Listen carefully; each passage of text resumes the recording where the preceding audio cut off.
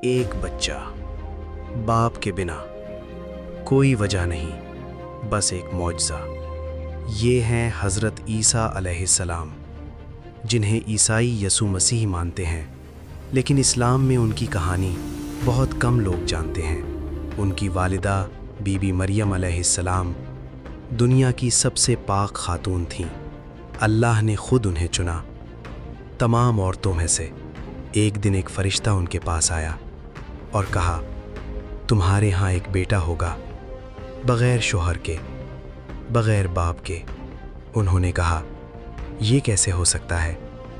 فرشتے نے جواب دیا، اللہ جب چاہتا ہے بس کہتا ہے کن، اور ہو جاتا ہے۔ جب ان کا بیٹا پیدا ہوا، لوگوں نے ان پر الزام لگائے، انگلیاں اٹھائیں، برا بھلا کہا۔ بی بی مریم نے کچھ نہیں کہا، بس ایک اشارہ کیا اپنے نو دیدہ بیٹے کی طرف، اور وہ بچہ بول پڑا۔ ایک نو دیدہ بچے نے پالنے میں لیٹے لیٹے پورے جملے بولے، اپنی والدہ کا دفاع کیا اور اپنی نبوت کا اعلان کیا۔